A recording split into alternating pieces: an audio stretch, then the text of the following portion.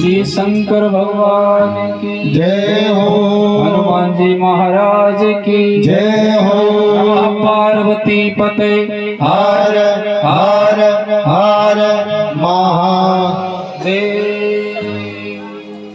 आज व्रत है, व्रत में ज्यादा परेशान नहीं करना चाहिए। एक तो बेचारी सुबह की भूखी प्यासी सब, और दूसरे हम और ऊपर से चिल्लवा रहे हैं, बोले जयकारा लगाओ। और भूखे पेट कभी आवाज निकलेगा, निकलती है कि नहीं निकलती? नहीं निकल पाती। हाँ, कब निकले? या तो सांस से लड़ाई हो रही हो, जब निकले हृदय से आवाज, फिर व्रता भूखा प्यासा कुछ भी असर नहीं करता। अगर सांस से लड़ाई हो रही हो, अगर सांस बहू से लड़ने में एक्सपर्ट हो, तो फिर सांस की भी आवाज नीची ना रहे। लेकिन जयकारे लगाने में थोड़ी दिक्कत आती है, कोई बात नहीं है, तो कहीं फर्क पड़े। ले मैं तो कथा भूल गया कहाँ चल रही थी। कोई भगत बता सकता है? हैं? और ही पंचायती मैया है ना, कैमरा यहीं लगा। अच्छा ठीक है, यहीं लग रहा ना, ठीक। ये बताओ कथा कहाँ चल रही थी? तो बताओ, क्यों देख रही कहाँ होगा? पता है तो बताओ, नहीं पता तो मना कर दो। अरे कुछ तो बोलो। ठीक, बोलिए पंचायती मैया की। ओहो, अब तो बोल दो, अब तो जयकारों भी लगा दियो। कतई नहीं है। कथा कब प्रभावी होती है कि जब कथा ध्यान से सुनी जाए। मैं बताऊं कथा कहाँ चल रही थी? कथा चल रही चौकी रानी में, है? ठीक है, अब की बार बता दिया, आगे से नहीं बताऊंगा। आगे बता दोगे तो कथा लेके चलूंगा। नहीं, हम भी बैठे और तुम भी बैठे, ठीक, कोई दिक्कत नहीं। कथा चल रही थी, शौनकादि ऋषियों का प्रश्न था कि भोलेनाथ की पूजा लिंगायत आकृति के रूप में क्यों होती है। जब नारायण और ब्रह्मदेव की वजह से सदाशिव प्राकट लेकर के आए थे इस धरा पर लिंगायत आकृति के रूप में सर्वप्रथम, इसलिए भोलेनाथ की पूजा लिंगायत आकृति के रूप में होती है। ये कथा शौनकादि ऋषियों को सूत जी ने बताई थी, यही थी ना। अब आपसे पूछे कोई कि भोलेनाथ की पूजा इस आकृति के रूप में क्यों होती है, तो मुझे भरोसा है आप बड़ी साधारण तरीके से उस व्यक्ति को जवाब दे सकते हो। नहीं, कोई कुछ कहता है, कोई कुछ कहता है, अध्ययन कभी किया नहीं, सत्संग कभी किया नहीं, और अनपढ़ लोगों की बातें मान लेते हैं, फिर अपने भगवान पर उंगली उठाते हैं। सदाशिव को लेकर के, भोलेनाथ को लेकर के अनन्य भ्रांतियां पली हुई हैं दिमाग में। सूत जी ने प्राकट की कथा बताई। अब उन्होंने कहा, बोले ये बताओ कि भोलेनाथ की पूजा कैसे करनी चाहिए। सही बात है, भोलेनाथ की पूजा का नियम क्या है? अगर ध्यान से सुनो तो बताएं, नहीं तो कोई बात नहीं, पूजा को काई मतलब है, कथा ही कथा भजन सुना दे। अच्छा बताएं, फिर तो ठीक है। शौनकादि ऋषि कह रहे हैं, सूत जी ये बताओ कि भोलेनाथ की पूजा का क्या विधान है, क्या नियम है, कैसे करनी चाहिए। तो सूत जी बताते हैं, बोले नियम संसार में होते हैं, नियम संसार में बताए गए हैं। भोलेनाथ की पूजा में कोई भी नियम नहीं है, भोलेनाथ के यहाँ कोई भी नियम नहीं है।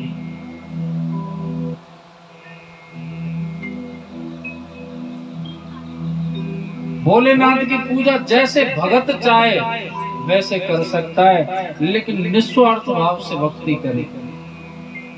और निस्वार्थ का मतलब है जिस हम काम को कर रहे हैं उसमें कोई कामना ना हो। हम पूजा करने जाते हैं तो किस लिए जाते हैं?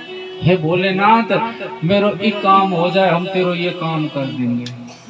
पहले नंबर तो यह है कि भोलेनाथ देवादिदेव महादेव है, यानी इनको देवताओं का भी देवता कहा गया है। वो तुम्हारे नौकर नहीं है, वो हम सबके जन्मदाता हैं, हम सबको रचाने वाले हैं। लोग कहते हैं मेरा ये काम कर दो भोलेनाथ, मैं तेरा मंदिर बनवा दूंगा, भंडारा करवा दूंगा। तू काय का मंदिर बनवाएगा, तू तो खुद भिखारी है। निस्वार्थ भाव से पूजा करोगे, आराधना करोगे, भक्ति करोगे तो जीवन में कोई संकट नहीं आएगा, कोई भी कुछ मांगने की आवश्यकता नहीं पड़ेगी।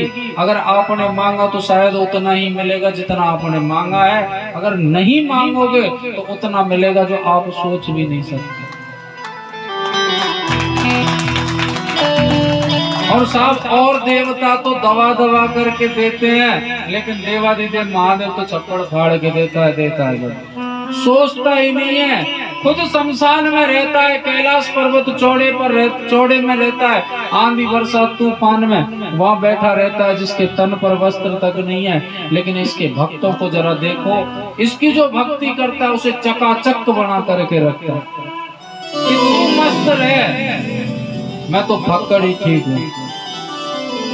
एक ये टेढ़ी टांग वाला चमाचम बन के रहता है, इसके मुंह पर कह रहा हूँ मैं, चमाचम बन के रहता है, लेकिन साहब जब तक भक्त को बिल्कुल धूल में नहीं मिला देता ना, जब तक गले से नहीं लगाता, अपने स्वयं के मित्र सुदामा को नहीं छोड़ा, बुढ़ापे में जाकर के ऐश्वर्य सुख प्राप्त किया उसको। और भोलेनाथ इसके पास तो कोई पहुंच जाए साहब, जो ले जाते, जो पड़े वो ही ले जाए। भक्ति करो, निस्वार्थ भाव से करो, लेकिन अगर कोई जरूरी बात है वो भोलेनाथ तक नहीं पहुंच पा रही है शायद आपके हिसाब से, तो ऐसे मांगो जैसे सुदामा की पत्नी ने मांगा। हम नित्य जल चढ़ाते हैं, कोई दिनचर्या में जीवन में कोई परिवर्तन ही नहीं है। परिवर्तन आएगा कहां से? गलती तो आप कर रहे हो। माना कि नियम जरूर नहीं है, लेकिन कोई कार्य भी तो होता है जिसकी क्रिया होती है। हम जा रहे हैं महादेव पर, साहब लाओ जल चढ़ा के आएंगे, हाथ हिला के मंदिर में पहुंच गए। रामधारा मंदिर से उठाया, जल मंदिर से भर लिया और भोलेनाथ में मंदिर में चढ़ा दिया। किसी काम का नहीं है, किसी काम का नहीं है। रामधारा अपने स्वयं के घर का होना चाहिए, जल भी घर से होना चाहिए और हाथ भी अपने घर के होने चाहिए। मंदिर में जाकर के जब जाकर के भोलेनाथ को अर्पण करो उस जल को। ऐसे तो आप मंदिर का रामधारा, मंदिर का जल और मंदिर का ही भोलेनाथ, कभी भी इससे लाभ नहीं मिलने वाला। ये तो केवल आपकी दिखावटी क्रिया होगी। सुदामा की पत्नी ने द्वारकाधीश यानी भगवान से मांगा था, तो कैसे मांगा था? जो सुदामा थे वो द्वारकाधीश के, थोड़ी सूक्ष्म में बता देता हूँ दृष्टांत उदाहरण के रूप में। कन्हैया के बड़े परम लाडले मित्र थे विद्यालय से, और वो द्वारका के राजा थे। सुदामा गरीब ब्राह्मण था, कुटिया में दाना भी नहीं था खाने के लिए। पत्नी थी उनकी सुशीला नाम, सुशील गुणों के कारण उनको सुशीला कहते थे, नाम तो वसुंधरा था।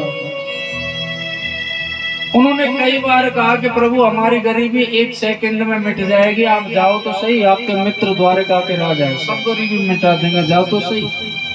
सुदामा ये कहकर के टाल देते कि देवी पता है मेरे मित्र के 16,108 रानियां हैं, सब राजघरानों से क्या कहेंगी कैसा मित्र मांगने के लिए आया है। मैं नहीं जाऊंगा मित्रता पर कलंक लगाने के लिए, नहीं जाते। एक दिन कह दिया पत्नी ने, बोले कम से कम खबर सुध तो लेनी चाहिए।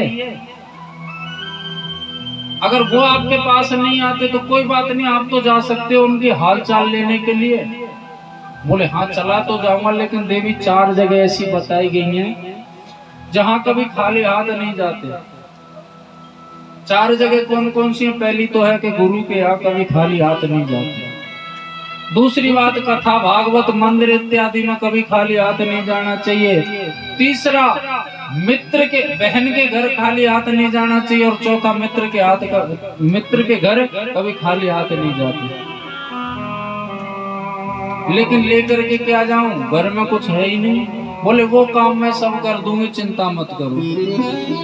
सुशीला ने अपना दिमाग लगाया कि अगर इनसे स्वामी द्वारकाधीश अगर इनसे पूछेंगे लाला सब ठीक है, तो यही कहेंगे कि तेरी कृपा से आनंद हो रहा है, ये नहीं बताएंगे। तो भगवान को समझाने के लिए स्थिति उसने क्या किया कि एक कपड़ा लिया, उसको जगह जगह से फाड़ा और फिर सिल दिया। 5 घरों से 5 मुट्ठी चावल मांग करके लाई, उनको एक जगह करके पोटली में, उस कपड़े में पोटली बांध करके दे दी, ले जाओ। जब भगवान ने वो पोटली छीन करके जब देखा ना, तो वो सब हाल समझ गए कि इस घर में, इसके घर में दाना तक नहीं है खाने के लिए। और ये मुझसे कह रहा है कि आनंद हो रहे हैं, सब कुछ दे डाला था। मांगना है तो भोलेनाथ से ऐसे मांगो जैसे सुदामा की पत्नी ने मांगा। अब हम भोलेनाथ से मांग तो सकते नहीं। स्थिति कैसे दिखाएंगे कि घर से ही सामग्री लेकर के जानी है पूजा की। मंदिर से तो केवल आप बिल्व पत्र ले सकते हो। बिल्व पत्र का विधान है कि अगर महादेव पर बिल्व पत्र चढ़ रहा है, आपके पास व्यवस्था नहीं है, तो भोलेनाथ से उस बिल्व पत्र को मांग करके धो करके दोबारा चढ़ा सकते हैं, आपको वही लाभ मिलेगा। लेकिन सारी सामग्री घर से। लेकिन हम क्या करते हैं, पूजा पाठ की जब बात आती है, सामग्री की बात आती है, हालांकि आपकी भोजन सामग्री, पूजा पाठ, दक्षिणा, वस्त्र इत्यादि की भोलेनाथ को जरूरत नहीं है 1% भी। भोलेनाथ नहीं कहते कि 1 रुपया भी चढ़ाओ, वो कभी नहीं कहते, और ना ही उनकी आवश्यकता। लोग कहते हैं भगवान को मांगने की, भगवान को चढ़ाने की आवश्यकता ही नहीं है। सही बात है, उन्होंने कहा ही नहीं है कि कभी चढ़ाओ। लेकिन भोलेनाथ समर्पण देखते हैं कि इस भक्त का मेरे प्रति समर्पण कैसा है। ये सत्य बात है कि जो कुछ है हमारे पास में या आपके पास में, सब भोलेनाथ की देन है। उसकी कृपा के बिना कुछ भी नहीं है। आज आप जैसी भी स्थिति पे है, ये बाबा का हाथ है, बाबा की कृपा है। हमारे बड़े बुजुर्ग हो जाते हैं, बूढ़े बड़े हो जाते हैं, काम काज करने नहीं जाते, तो इसका मतलब संतान का दायित्व तो नहीं बनता कि उनके समर्पण में उनके लिए वस्त्र ला सके, उनके समर्पण में उनको धन दे सके, जबकि उन्हीं की तो देने हम। उन्होंने कहा थोड़ी ना है कि हमको ये दो, लेकिन समर्पण है। समर्पण दिखाया था दशानन रावण ने। लोग समर्पण दिखाते हैं परमात्मा को अपना, खूब लुटाते हैं, ले जाओ, खूब दान देते हैं, खूब सहयोग देते हैं, लेकिन अहमता के साथ देते हैं, मैं करके। जैसे दशानन रावण ने महादेव के लिए सोने का महल बनाया था, लेकिन मन में अहमता थी कि मैंने बनवाया ऐसा। महादेव ने जब गृह प्रवेश की प्रक्रिया करने के लिए दशानन रावण को कहा कि आप मेरा गृह प्रवेश करवाओ, दशानन ने कहा, बोले बाबा मैंने तो आपके लिए महल बनवाया, मैं गृह प्रवेश करवाता हुआ अच्छा लगूंगा क्या? हर बात में मैं शब्द आए उसके। तो बाबा ने क्या किया पता है? बुद्धि को ऐसी विकृत बना दिया दशानन रावण की कि सोने का महल होते हुए आजकल सोने का कोई एक तार भी नहीं चढ़ा सकता, समर्पण नहीं कर सकता। बोले कहाँ है, बढ़वा दे। लेकिन उसने पूरा का पूरा महल बनाया बाबा के लिए। अहमता थी, इसलिए बाबा ने बुद्धि को ऐसी विकृत बना दिया। जो गृह प्रवेश करवाया दशानन रावण ने आचार्य बन करके, उनकी जिब्या पर ऐसी माया का असर कर दिया कि दक्षिणा में उस महल को ही मांग लिया दशानन ने, रावण ने कि ये दे दे। यानी आप अपनी अहमता दिखाओगे तो बाबा के लिए आपका समर्पण किसी काम का नहीं है, ले जा। अगर हम बाबा के लिए, भोलेनाथ के लिए समर्पण दिखाते, जितना चढ़ाते हैं, जितना उनके लिए हम समर्पित करते हैं, उससे कई गुना बढ़ा करके देने वाला है ये देवाधिदेव महादेव। लेकिन जब समर्पण की बात आती है, कभी भी दान धर्म इत्यादि, तो ये पीछे हट जाते हैं।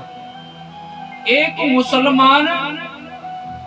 मुसलमान अगर चाहे ना, वो अकेला ही मस्जिद बना करके खड़ी कर देते हैं। ये सत्य बात है। अकेला मुसलमान अगर वो चाहे तो अकेला ही मस्जिद बना करके खड़ी कर देता है, लेकिन 100 हिंदू मिलकर के एक मंदिर नहीं बना सकते। ये कड़वी सच्चाई हमारे सनातनियों की। 100 लोग भी मिलकर के मंदिर नहीं बना सकते।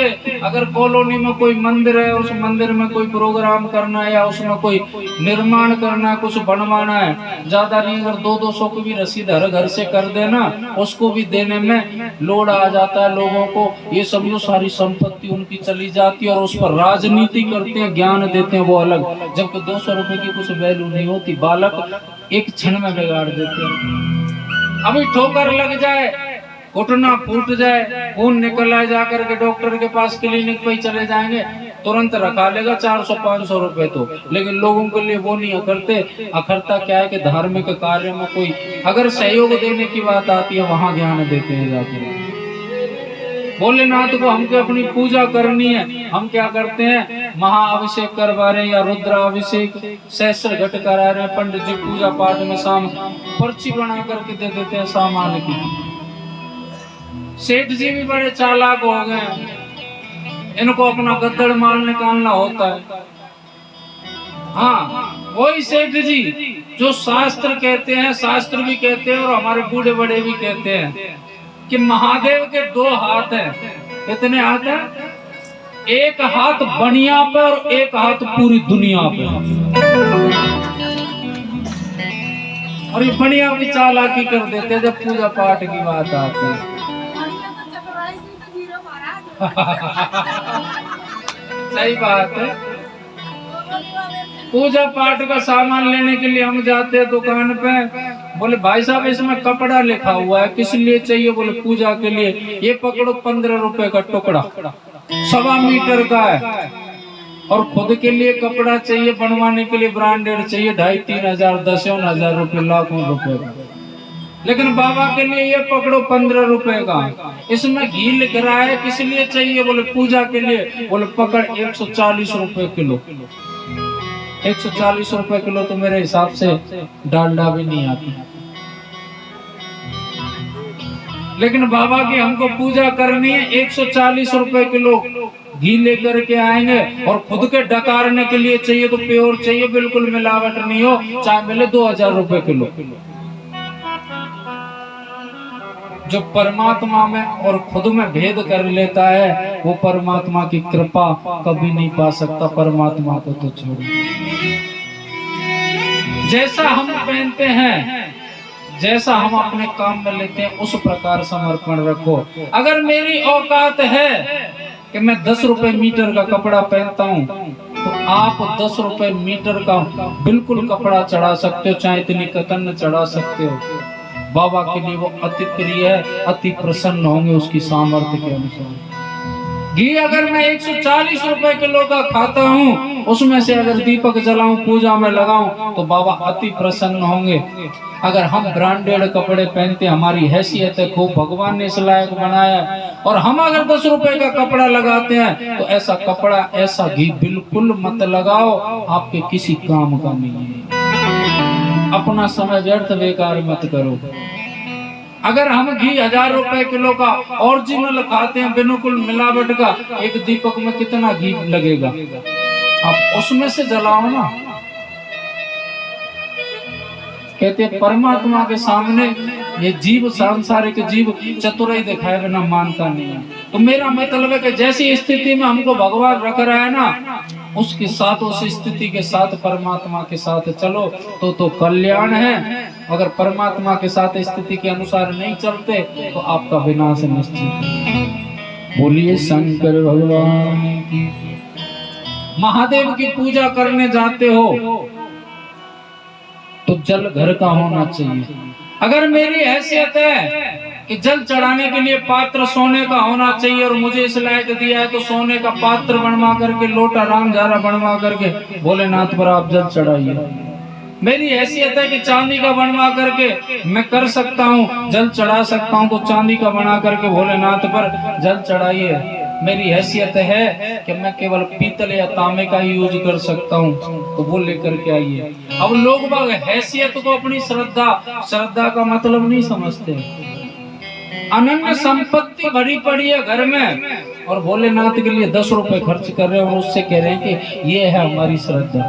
श्रद्धा कहते हैं कि हमारी संपत्ति का 10% भाग, उसको कहते हैं श्रद्धा। उसको नहीं कहते कि अनन्य संपत्ति पड़ी और 100 रुपए दे करके बोले हमारी तो श्रद्धा इतनी है। श्रद्धा को उससे हैसियत से मत जोड़ो। ये कहो कि हमारी औकात इतनी है कि हम 100 रुपए ही देंगे, 100 रुपए ही समर्पण में लगाएंगे, जबकि अनन्य भरा पड़ा है। और एक बात बताऊं, जो ये धनवान पूंजीपति होते हैं ना, इनसे अच्छी श्रद्धा तो मजदूरों में, गरीब लोगों में पाई जाती है। अब लोग कहते हैं कि भगवान भी अमीरों का है, पूंजीपतियों का है, धनवानों का है, गरीबों का नहीं है। ये आपकी सोच बिल्कुल गलत है। लोगों को कहते हुए मैंने सुना है, बोले फलाना आदमी बिल्कुल पूजा पाठ नहीं करता, कभी दान धर्म नहीं करता, उसके अनन्य मकान बने पड़े हैं, 4-4 मंजिला, 5-5 मंजिला, कोठियां, 10-10, 12-12 गाड़ियां, इतनी खेती है, इतनी जमीन है, आनंद से रह रहे हैं, और कभी पूजा पाठ दान धर्म नहीं करता। वो क्या है? जिस स्थिति पर आज तुम गरीबी झेल रहे हो ना, वो झेल चुका। उस गरीबी में रह करके उसने परमात्मा की भक्ति की, सत्कर्म किया। सत्कर्म का उसका प्रभाव है, जो उसके प्रभाव से आज वो ऐश्वर्य आराम को भोग रहे हैं। ठीक है, परमात्मा जब माया देता है ना, धन देता है, तो वो अपनी माया छोड़ देता है, बुद्धि को विकृत बना देता है, मनुष्य सत्कर्म करना बंद कर देता है, कुकर्म करना प्रारंभ कर देता है। तो ये समझो कि जैसे सत्कर्म और बैंक बैलेंस एक बराबर है। सत्कर्म जैसे बैंक बैलेंस, यानी बैंक में अपना धन जाकर के जमा कर देते हैं, और हम अगर कमाए नहीं, उस बैंक में से ला करके खाते रहे, तो वो कब तक चलेगा? जब तक उसमें से खत्म नहीं हो जाता, नष्ट नहीं हो जाता। फिर जब धन नहीं रहेगा तो तुरंत रोड पे। ऐसी सत्कर्म का प्रभाव है। सत्कर्म के प्रभाव से आज वो ऐश्वर्य को भोग रहा है। जैसे सत्कर्म का प्रभाव खत्म होगा, कुकर्म का प्रारंभ होगा, तुरंत रोड पे आ जाएगा, और फिर आपकी तरह भक्ति करता हुआ फिरेगा परमात्मा। अगर सुख में परमात्मा को साथ लेकर के चलते हैं तो जीवन में कभी कष्ट नहीं आते, और परमात्मा आनंदित रखता है। और कहते हैं परमात्मा को सुख जैसे ही मिलता है, व्यक्ति को परमात्मा को भूल जाता है, वो कर्म करना प्रारंभ कर देता है, और सीधा कहने लग जाता है भगवान होता ही नहीं। और इस बात को कौन लोग कहते हैं? जो आधे अधूरे धनवान है, जो गलती से जिनके पास में धन इकट्ठा हो जाता है ना, वो ऐसा लोग कहते हैं। नहीं, पूंजीपति एक से एक धनवान पड़ा है, मुकेश अंबानी, रतन टाटा। कभी इनके व्यक्तिगत जीवन में जाकर के देखो, ये व्यक्ति बैठ करके 4-4 घंटे पूजा पाठ करने से ही दिन प्रारंभ करते हैं। ये लोग कभी नहीं कहते कि भगवान नहीं होते हैं। ये लोग इस बात को वही कहते हैं जिनको हराम का मिल जाता है। मैं तो सीधे साधे शब्दों में कहता हूँ, बिना कमाई के जिनको धन मिल जाता है, उनके लिए ही परमात्मा पत्थर नजर आता है। और जिनको मेहनत से अपनी ऊंचाइयों को पहुंचते हैं, मेहनत के द्वारा अपनी मंजिल को पाते हैं, वो वास्तव में भगवान को मानते हैं। शंकर भगवान। अगर हमारी हैसियत है कि सोने के लोटे से जल चढ़ा सकते हैं, तो बिल्कुल सोने का बनवाइए भोलेनाथ का। हमारी हैसियत है कि चांदी का हम बनवा करके भोलेनाथ पर जल अर्पण करें, तो बिल्कुल बनवाइए साहब। हमारी हैसियत इतनी नहीं है तो तांबे का लोटा ले आइए, पीतल का ले आइए। इतनी भी नहीं है, 200 रुपए दिन में कमाते हैं, परिवार को खिलाते हैं, तो आप 10 रुपए का प्लास्टिक का मग्गा ले आइए बाजार से, उसी से जल चढ़ाइए, भोलेनाथ अति प्रसन्न होंगे। लेकिन हर सामग्री से लेकर के पात्र तक घर का होना चाहिए, मंदिर का नहीं होना चाहिए। जब तो आप आनंदित हो सकते हैं, लाभ ले सकते हैं, इस दिखावे से लाभ नहीं ले सकते। हम पूजा पाठ करने मंदिर में पहुंच जाते हैं साहब, पूजा पाठ करती है खूब मैया बाबाओं का, तो इतना टाइम है कहाँ। वो तो जबरदस्ती अगर पहुंच जाएं, एक लोटा जल लेंगे, एक ही लोटा में से ये बैठे रहते हैं सोनू गुड्डू, गणेश जी कार्तिक के एक में झटका मार के जल चढ़ा के, और फिर ही जाओ भोलेनाथ तो निकल लेते हैं। मैया लगी रहती है, हरि ओम में ओम समाया है मेरा भोला नगर में। पड़ोसी कहते फलाने की बहू आ गई मंदिर में, भोला की तो पता नहीं, पर फलाने की बहू आ गई। और 1-2 घंटा पूजा करती है खूब आनंदित होकर के, जब तक इनका मन नहीं भर जाता। हाँ, और मन भर जाता है उसके बाद में फिर बाबा को भोग लगाती हैं। चिनौरी पता से जो भी होता है मीठा ऊपर रख के चले आती हैं। भोलेनाथ वो ऊपर से जल और छोड़ देती, जय भोलेनाथ। अब सोचो कि तुमको नहलाने के बाद में, वस्त्र पहनाने के बाद में मीठा सिर पे रख दिया जाए, थोड़ा जल और छोड़ दे तो कहीं हालत होगी। कभी ये नहीं करना चाहिए। भोग के लिए आप पात्र रखो साथ में, पात्र रखो साथ में। पात्र का ही आजकल पतासी के दोने यहाँ ज्यादा हैसियत नहीं है तो तुम्हारी नहीं, 2 कटोरी बना लो, क्या दिक्कत है? स्टील की आती है, एक में आज लगा दिया, एक कल लगा दिया। जैसे आज गए कटोरी लेके वही रख के छोड़ आए, दूसरी कटोरी कल ले आए और पहली वाली को साथ में। ऐसे कर सकते हो। अब लोग कहे साहब कोई चोर ले जाएगा, चुरा ले जाएगा। अगर तुम्हारे दिमाग में चोरी की आई तो 100% वो चोरी होनी है। और कहते हैं जो समझदार होते हैं वो तो मंदिर से साहब चप्पल तक नहीं चुराते, और जिनको जानकारी नहीं है वो तो चप्पल भी ना छोड़े। मंदिर में अगर चप्पल चोरी होती है, मंदिर में अगर चप्पल भी चोरी होती है तो ये समझ लो आधा शनिश्चर निकल गया तुम्हारा। लेकिन लोग बाग क्या कहते हैं, हटी टूटी पहन के जाएंगे, चोरी होगी, बोले हो बात है, कोई बढ़िया सी देख के निकल लेंगे। हाँ, अगर चप्पल पहन रहे हैं किसी दूसरे की, वो व्यक्ति आ गया, बोले भैया ये चप्पल तो मेरी है, कहाँ ले जा रहा है? अरे ऐसी मेरी, कोई आ जाए तो ठीक, नहीं आए तो ठीक, निकल लेते हैं। बिल्कुल नहीं लानी चाहिए मंदिर से। अब बहुत से लोग कहते हैं अरे कहाँ होगा ये लंका। बहुत से लोग क्या करते हैं, ज्ञानचंद बोले परमात्मा की पूजा के लिए कोई मंदिर जाने की आवश्यकता नहीं है, मंदिर जाने की कोई आवश्यकता नहीं है। परमात्मा की पूजा तो आप कहीं भी कर सकते हो। 2 नाम ही तो लेने हैं, शुद्ध मन से ले लो, कहीं ले लो, और उस व्यक्ति से पूछो तूने कितनी बार जाप किया, नहीं रिजल्ट निकलेगा बिल्कुल नहीं। और सत्यता यह है कि हर कार्य के लिए एक जगह निर्धारित होती है। ये बात सही है कि परमात्मा का 2 बार हृदय से नाम निकल जाए कल्याण हो जाता है, लेकिन उस 2 बार नाम हृदय से निकालने के लिए पहले संत महात्मा लाखों वर्ष तपस्या करते थे, जब जाकर के 2 नाम शुद्ध ले पाते थे।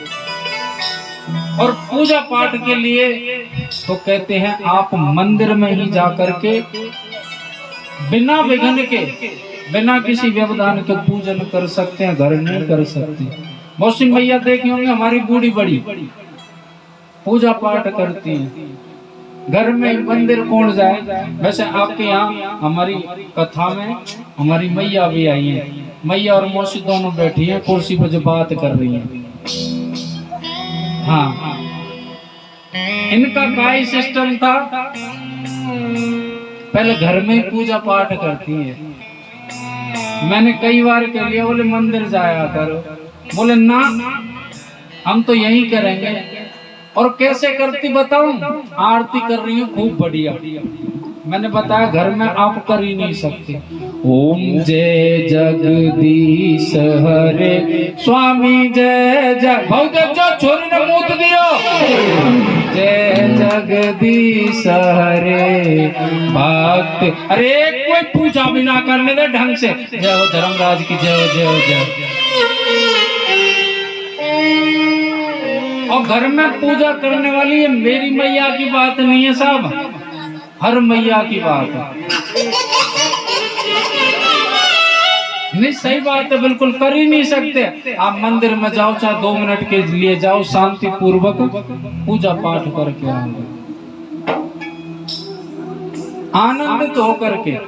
और सत्य बात है, मंदिर में जाकर के हम पूजा पाठ करते हैं, और जब आखिर में सबसे ज्यादा रहा बचाया मामला गड़बड़ कर देते हैं, अज्ञानता के कारण, एक दूसरे के सुने हुए गलती के कारण।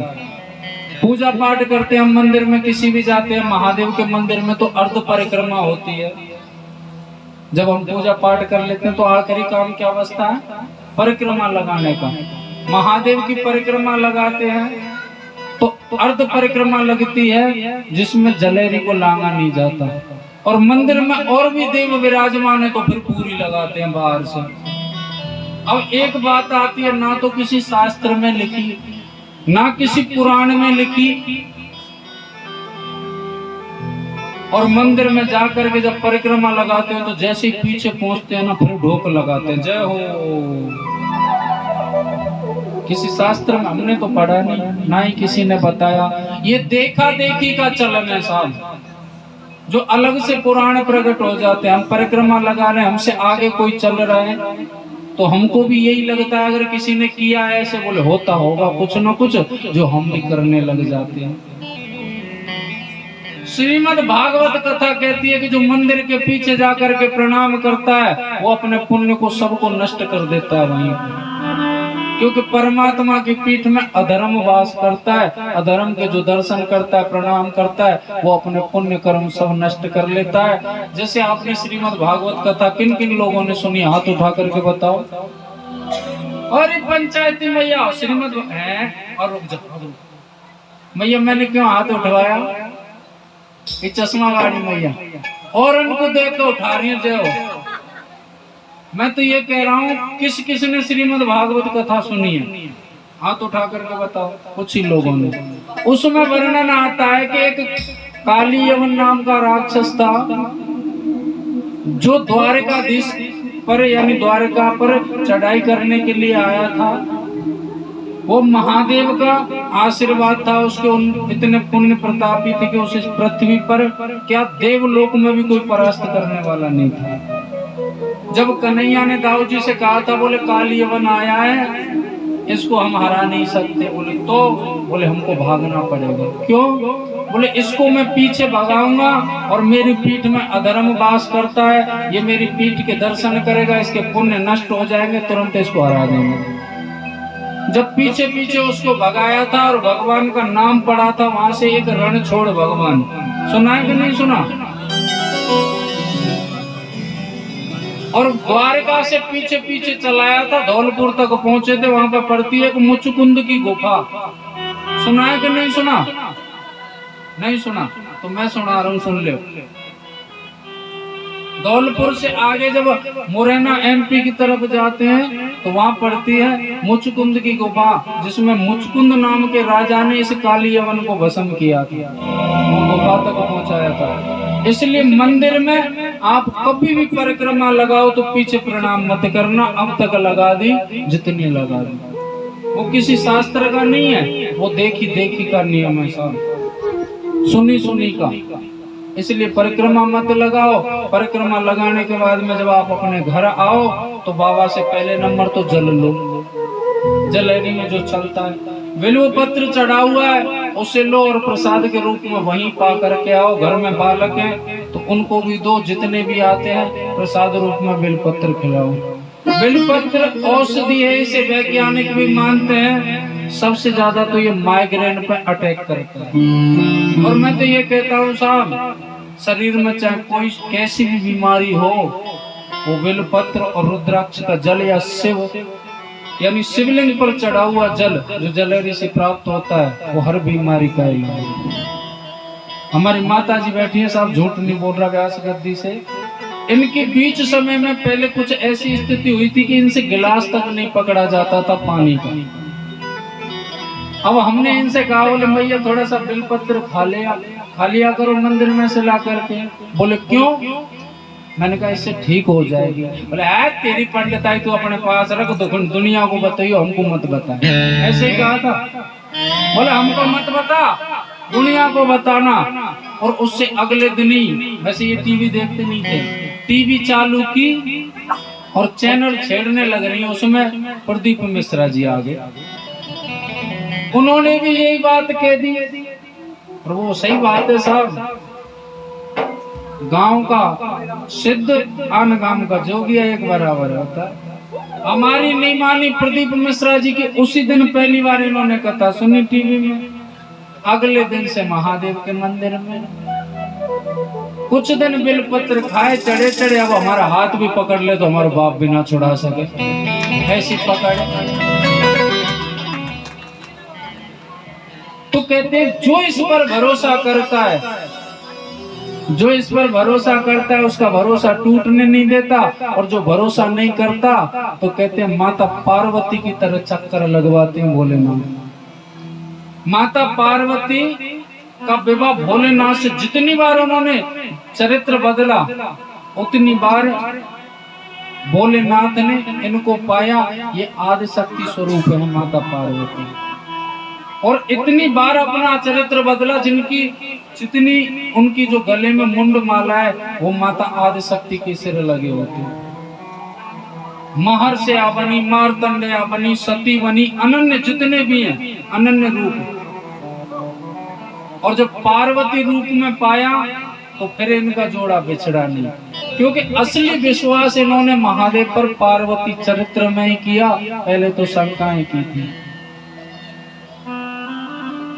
माता पार्वती भोलेनाथ से एक दिन कैलाश पर कह रही थी, बोले स्वामी ये मिलने बिछड़ने का हमारा सिस्टम ये क्यों चलता रहा, और आप मुझे क्यों ठुकराते रहे और बार बार में मिलते रहे हर चरित्र में। जब भोलेनाथ ने कहा था, बोले पार्वती तुमने और चरित्र में मेरा विश्वास ही नहीं किया, इस बार तुमने शायद विश्वास किया है तो हमारा जो मिलने बिछड़ने का सिस्टम है शायद खत्म हो जाएगा। तो माता पार्वती इस बात को, सारी बातों को याद करके भोलेनाथ से कहती है। लेकिन बुजुर्ग कहते हैं कि समय पर जब सांप निकल जाए ना तो लाठी पीटने से कुछ नहीं होता, इसलिए जीवन में गलती तो करनी नहीं चाहिए। भोलेनाथ से माता पार्वती कह रही थी, लगा जला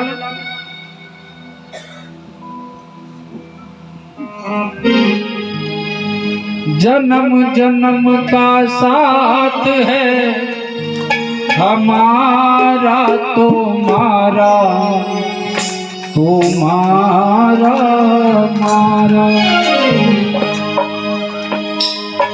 तुम अगर न मिलते शिव शंकर हम लेते जन्म दोबारा।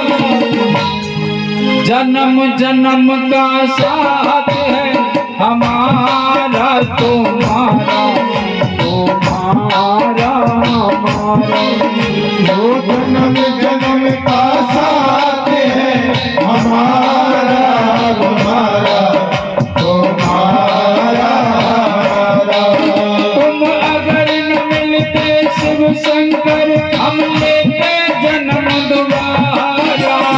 जन्म जन्म का साथ है हमारा तुम्हारा, तुम्हारा हमारा। वो जन्म जन्म का साथ है हमारा तुम्हारा, तुम्हारा हमारा। सभी तालियों की सेवा करते हुए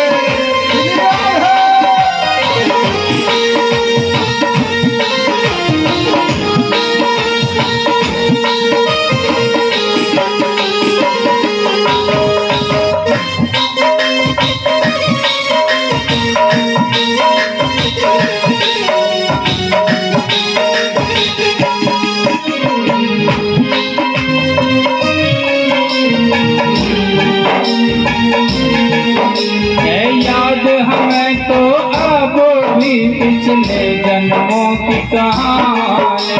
याद हमें तो अब भी पिछले जन्मों की कहानी। याद हमें तो अब भी पिछले जन्मों की कहानी। याद हमें तो अब भी पिछले जन्मों की कहानी। प्रभु रामचंद्र को लेकर मैं बन गई थी अज्ञानी। प्रभु रामचंद्र को लेकर मैं बन गई थी अज्ञानी। रूप बदल कर सीता बन गई, रूप बदल कर सीता बन गई। अपराध हमारा जन्म जन्म का साथ है हमारा तुम्हारा, तुम्हारा हमारा। जन्म जन्म का साथ है हमारा तुम्हारा, तुम्हारा हमारा। तुम अगर न मिलते शिव शंकर हम लेते जन्म दोबारा।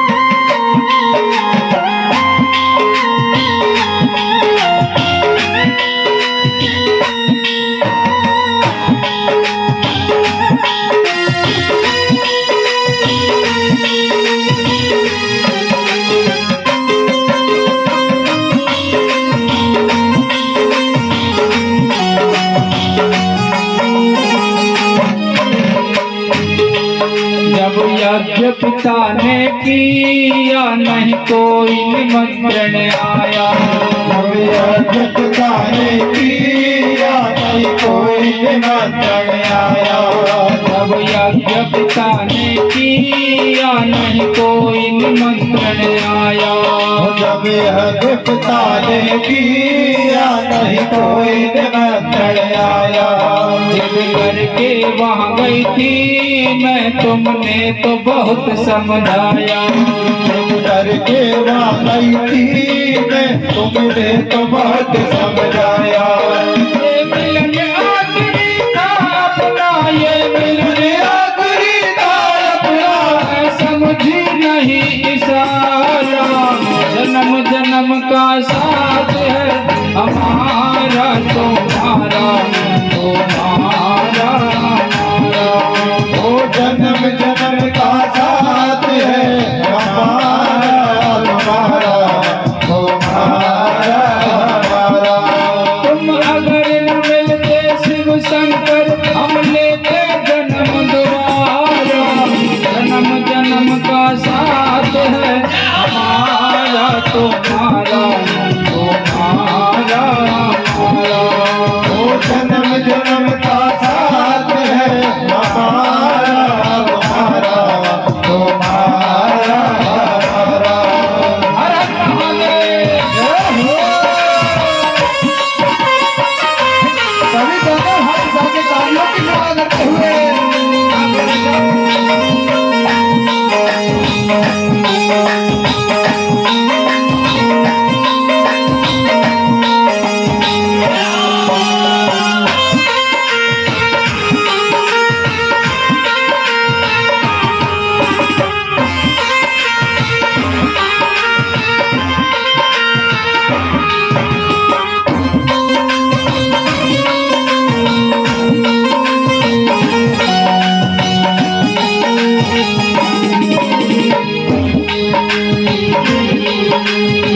माता पार्वती कह रही है भोलेनाथ से, बोले पिछले चरित्र में सती चरित्र में आपने कई बार इशारा दिया, लेकिन मैं समझी नहीं थी कि ये आखिरी में लेने।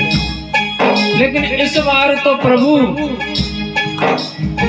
हम हिमालय की बेटी बन करके आए हैं, मैना माता की बेटी बन करके आए हैं, और आपके बारे में पहले ही हमको नारद मुनि ने सब बता दिया था। मैना हमरी महतारी, हम हिमगिर के घर जाए। मैना हमरी महतारी, हमें गिर गिर घर जाए। मैना हमरी महतारी, हम हिमगिर के घर जाए। मैना हमरी महतारी, हमें गिर घर जाए।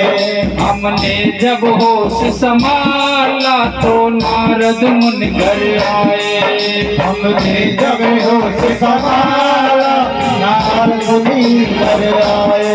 वो सब कुछ हमको बोल गए, वो सब कुछ हमको बोल गए, सोचा नहीं विचारा। जन्म जन्म का साथ है हमारा तुम्हारा, तुम्हारा हमारा। वो जन्म जन्म का साथ है हमारा तुम्हारा, तुम्हारा हमारा। हर महादेव।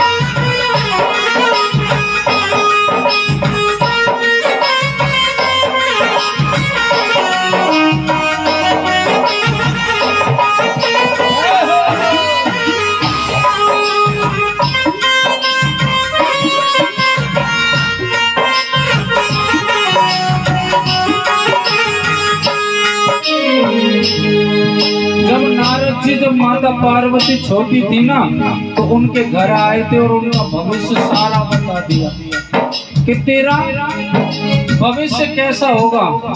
और सत्य बात है कि पहले जब बच्चियों के लिए लड़का देखने के लिए जाते थे तो पहले नाई ठाकुर जाया करते, वही रिश्ता फिक्स हो जाता।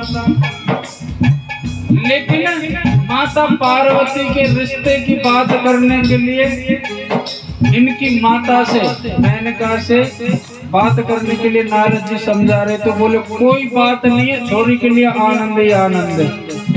ना तो घर में पोछा लगाने की टेंशन, ना झाड़ू लगाने की टेंशन। बोले क्यों? बोले है ही नहीं।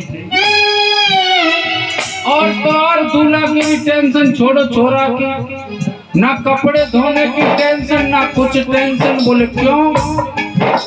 बोले पहने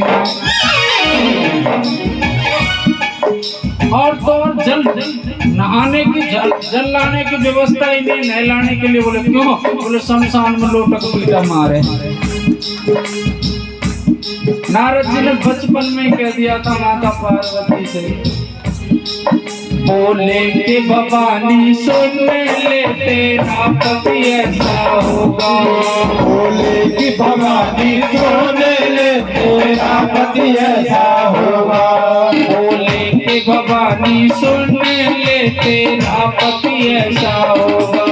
बोले कि भवानी सुन ले तेरा पति ऐसा होगा। ऐसी पागल सरभंगी भिखमंगो जैसा होगा। ऐसी पागल सरभंगी भिखमंगो जैसा होगा। माता पार्वती से कह रहे थे कि भवानी सुन तेरा पति कैसा होगा। वैसी पागल सरभंगी, देखो व्याख्या भी कितनी अच्छी की।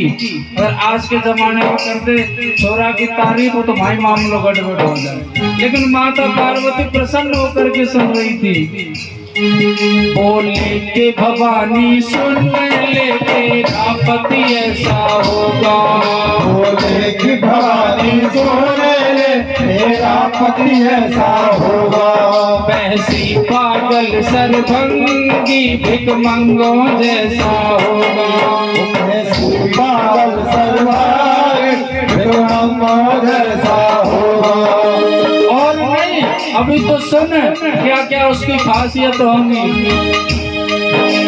गले मुंड की माला होगी, गले मुंड की माला होगी, सिर पर गंगा की धारा, जन्म जन्म का साथ है हमारा तुम्हारा तुम्हारा हमारा।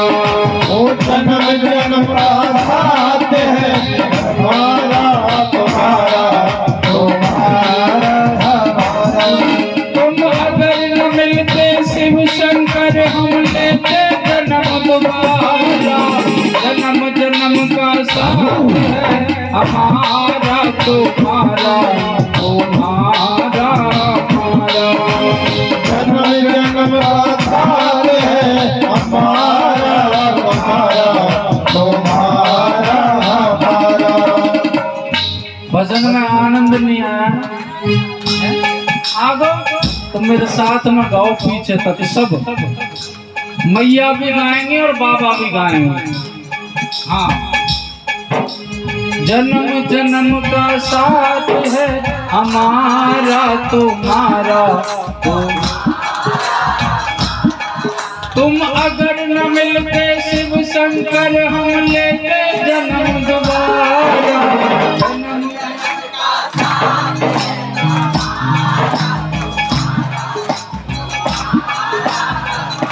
आवाज नहीं आ रही। माना कि व्रत मान लिया हमने, लेकिन हमको बार बार क्यों बता रहे हो? ये बात तो व्रत तो हम भी करते हैं, रोज का करते हैं। कथाओं में नित्य का हमारा नियम है कि एक समय भोजन करते हैं। व्रत तो हम भी हैं, लेकिन एक टाइम फलाहार करते हैं। और मैं जानता हूँ कि आजकल फलाहार नहीं करते, व्रत में फुल आहार करते हैं। फुल आहार पागल क्यों बना रहे? तो थोड़ा सा बढ़ा करके बोल लो, आनंद आ जाएगा। ज्यादा नहीं, एक 50 ग्राम बढ़ा लो, बात रह जाएगी हमारी। अगर न मिलते शिव शंकर हम लेते जन्म दोबारा।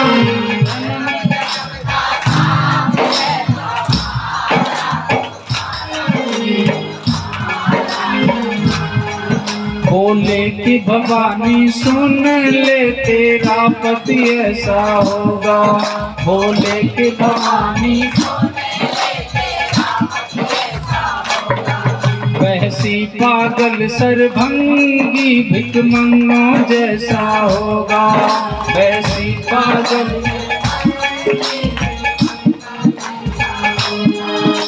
गले मुंड की माला होगी। गले मुंड की सिर पर गंगा की जन्म जन्म का साथ है हमारा तुम्हारा तुम्हारा। जन्म जन्म का साथ है हमारा तुम्हारा तुम्हारा हमारा। तुम अगर न मिलते शिव शंकर हम लेते जन्म दोबारा। जन्म जन्म का साथ है हमारा तुम्हारा तुम्हारा। जन्म जन्म का साथ है हमारा तुम्हारा तुम्हारा हमारा। तुम अगर न मिलते शिव शंकर हम लेते जन्म दोबारा। जन्म जन्म का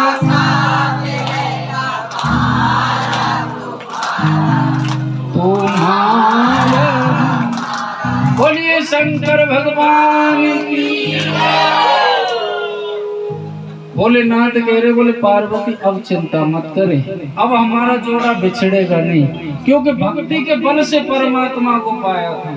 कहते हैं मेहनत के द्वारा कोई वस्तु पाई जाती है तो वो कभी हमसे दूर नहीं होती, चाहे वो धनी ही क्यों ना हो कमाने के लिए। कहते हैं महादेव का रुद्राक्षों में एक प्रतीक होता है एक मुखी। रुद्राक्षों की संख्या 22 मुखी तक होती है, लेकिन सबसे प्रभावी बताते एक मुखी। और एक मुखी रुद्राक्ष हर कोई व्यक्ति चाहता है कि हमको एक मुखी मिल जाए। 1000 वृक्ष होते हैं, जब 1000 वृक्षों में केवल एक बार एक ही वृक्ष पर एक मुखी रुद्राक्ष होता है, आता है लगता है, हर वृक्ष पर नहीं लगता और बार बार नहीं मिलता। एक मुखी रुद्राक्ष आसानी से नहीं मिलता, बड़ी मुश्किल से मिलता है।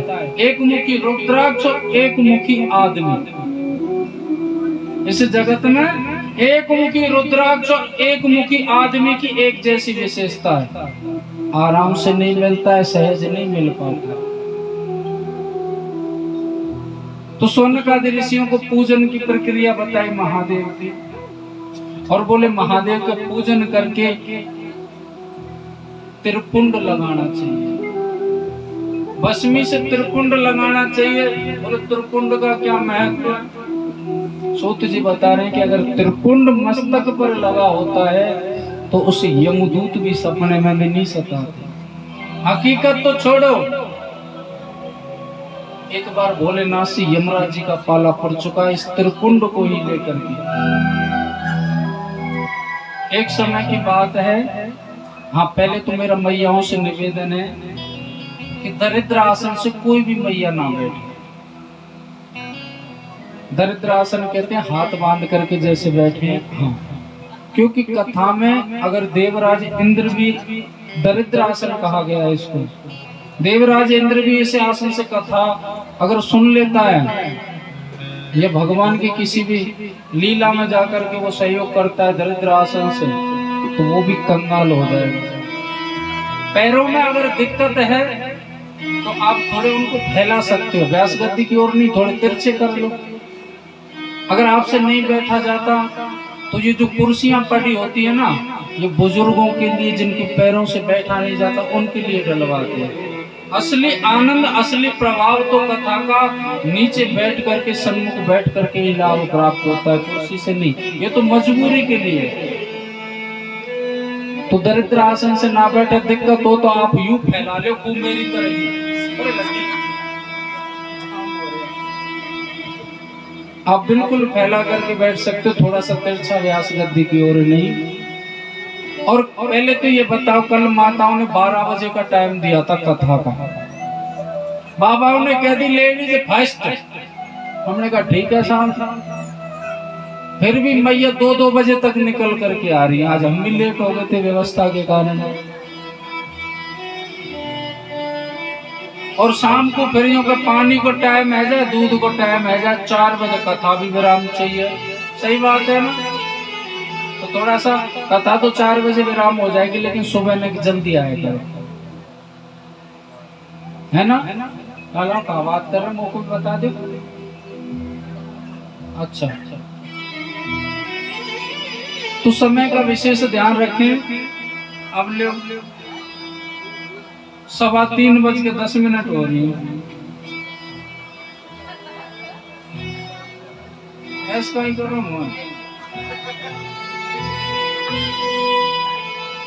समय का पता ही नहीं चलता कथा में। आज तो फिर दूसरा दिन है। जैसे दिन बढ़ते जाएंगे वैसे ही आनंद भी बढ़ता जाएगा, और जैसे दिन विराम की ओर आएंगे वैसे ही मामला गड़बड़ होता जाएगा, मन ही नहीं लगेगा। बोलिए शंकर भगवान की। सोनकादि ऋषियों से सूत जी बताते हैं कि एक बार यमराज को भी पाला पड़ गया था इस भस्मी के त्रिपुंड के पीछे, जो मस्तक पर लगा रहता है। एक समय की बात है कि एक पति पत्नी, उन्होंने दोनों ने साथ में संन्यास लिया था भगवान की भक्ति करने के लिए, आराधना। दोनों साथ में रहते थे जंगल में, और बड़े ही प्रेम से रहते थे साथ। कहते हैं माताओं के जीवन में अगर कोई भी कष्ट होता है वो सारा कष्ट सहन कर लेती हैं, केवल एक कष्ट की। और वो कष्ट कौन सा है? कि जीवन में संतान ना होना। जिन माताओं के संतान नहीं होती, समाज ने उनको नाम दे रखा है बांझ। जिन माताओं के संतान नहीं होती, कहते हैं उनका जीवन जीते जी नरक जैसा होता है। समाज की कड़वी सच्चाई है कि समाज आपकी खुशी में हमेशा साथ रहती है और दुख में हमेशा पीछे पाई जाती है। जब कहते हैं विवाह होता है किसी का, दूल्हे को घोड़ी पर बैठा दिया जाता है और सबसे पीछे चलाते हैं।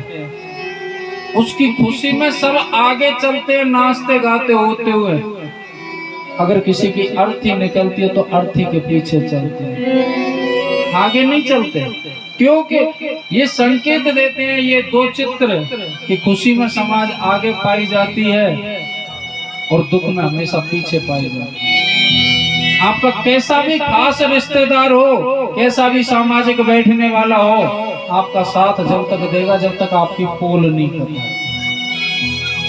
अगर आपने उससे अपना रोना रो दिया ना कि मेरे पास में इतना कर्जा है, मेरे पास ये है और वो नहीं है, समझ लो कि उसी दिन से आपके और उसके व्यवहार खराब हो जाएंगे। अगर आपके पास में धनवान है, आप धनवान हैं, तो 1000 लोग आपके साथ खड़े रहेंगे, चाहे कैसी भी परिस्थिति आ जाए आपके लिए धन देने के लिए तैयार रहेंगे तुरंत एक बार कहने पर।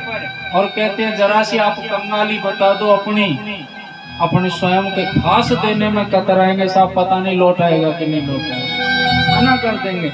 ये स्थिति है। लोग कहते हैं ये जो दुनिया होती है, समाज होती है, किसके साथ होती है? ये होती है समय के साथ में। व्यक्ति का जब समय होता है ना तो सब कुछ साथ में होता है, जब समय नहीं होता ना तो मेरा देवाधिदेव महादेव साथ है। जब समय व्यक्ति का नहीं होता, जब बाबा साथ होता है और समय होता है तब भी साथ होता है, लेकिन समय के साथ बाबा को लोग भूल जाते हैं, विपत्ति में याद करते हैं। वो पति पत्नी रहते थे और भी गृहस्थी लोग रहते थे, लेकिन जैसी वो माता प्रातः किसी के सामने पड़ जाती ना, बड़ा अपशब्द कहते थे, बोले पता नहीं आज का दिन न जाने कैसे निकलेगा, आज इसकी शक्ल देख ली बांझ की। और वहीं थूकते लोग, जब ये दिन कई दिन चलता रहा तो अपने पति से कहने लगी, बोले समाज में इस प्रकार से व्यवहार होता है हमारे साथ में। संतान होना ना होना ये तो बाबा की देन है, देवाधिदेव महादेव की देन है, और हमारे संतान नहीं है तो हम क्या करें। लेकिन सब कुछ सहन हो सकता है, ये बात तो मुझे चुभती है स्वामी, क्या करें। तो बोले ये बताओ आपको दिक्कत क्या है। बोले मेरे संतान नहीं है, अगर संतान हो जाए तो फिर मुझे कुछ चाहिए नहीं। कहते हैं पति पत्नी ने दोनों ने संकल्प लिया कि चल आज तक हमने बाबा से कुछ मांगा नहीं और बाबा सब कुछ देने वाले हैं, सर्वस्व देने वाले हैं, बाबा से ही मांगते हैं। मन में संकल्प लिया कि हमारे संतान हो जाए, हम बाबा की आराधना कर रहे हैं। तो भोलेनाथ अगर प्रसन्न हो जाए तो एक क्षण में वो बैठे ही थे, उच्चारण कर ही रहे थे, अपना जाप नाम जाप प्रारंभ कर ही रहे थे कि भोलेनाथ तुरंत प्रकट, बता भगत क्या चाहिए। और सही बात है, बाबा बहुत जल्दी देते हैं, रीझ जाए तो बता क्या चाहिए। बोले बाबा संतान चाहिए और कुछ नहीं चाहिए। मैं ये नहीं कहता बाबा कि मुझे पुत्र दो, एक पुत्री दे दो। वो जो पत्नी थी हाथ में पल्लू लेकर के अपनी साड़ी का और सामने फैला करके बैठी है, बाबा पुत्री दे दो, भले पुत्र मत दो। तो बाबा उस समय उदास हो गए थे। बाबा बोले दे तो मैं दूं, लेकिन कैसे दूं, तुम्हारे तो भाग्य में संतान ही नहीं है। अब तो जैसे ही सुना कि भाग्य में संतान नहीं है, दोनों पति पत्नी रोने लगे। हमने तो सुना है कि बाबा के यहाँ से कभी कोई खाली आके नहीं जाता, पहली बार आस की, चलो कोई बात नहीं। लेकिन बाबा बोले सुनो, संतान नहीं है, इतना कर सकता हूं मैं कि संतान हो जाएगी, लेकिन 12 वर्ष उसकी उम्र होगी। कितनी होगी? 12 वर्ष की उम्र होगी। पति पत्नी दोनों बोले कोई बात नहीं बाबा, बांझ का शब्द तो हट जाएगा हमारे जीवन में से, दे दो आपको। ठीक है पुत्र होगा, लेकिन 12 वर्ष उसकी उम्र होगी और 12 वर्ष की उम्र में वो सारे काम कर जाएगा। अब कहते हैं जाकर के बुढ़ापे में संतान हुई। पति पत्नी बड़े प्रसन्न हैं और आनंदित रहते हैं। साहब बालक धीरे धीरे बड़ा हो रहा है, उसका नाम भी रख दिया मारकंडे। क्या नाम रखा? मारकंडे। बड़े आनंद से उसके साथ में माता पिता रहते हैं। और सही बात है कि जब छोटा बालक आंगन में किलोल करता है, वो कोई सी भी क्रिया करे उस पर बड़ा लाड़ आता है और मन करता है देखते रहो, उसके साथ खेलते रहो। बालक की 6 वर्ष पता नहीं कब निकल गई। उन माता पिता को उस बालक के 6 वर्ष उसके साथ में पता ही नहीं चला कब निकल गई, और 6 वर्ष की उम्र में सारी तो विद्या अध्ययन कर ली उसने। हर एक गुण उस बालक के अंदर विद्यमान था। ऐसा समय था। एक दिन की बात साहब कि माता उसे लाड़ दुलार कर रही थी उस बालक को, और उस दृश्य को देख करके पिता रोने लगा, आंखों में आंसू भर आए। और पत्नी की जैसी नजर पड़ी ना, उससे पूछती बोले क्या हुआ, आपकी आंखों में आंसू? तो वो कहते हैं अरे पागल,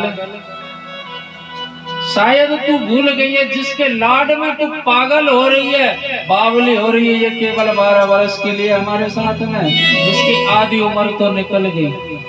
कहते हैं कि साहब जीवन में अगर संतान नहीं होती है तो दुख रहता है जीवन भर कि संतान नहीं हुई, लेकिन जब संतान होकर के बीच में छोड़ करके चली जाती है ना, तो रहना मुश्किल हो जाता है,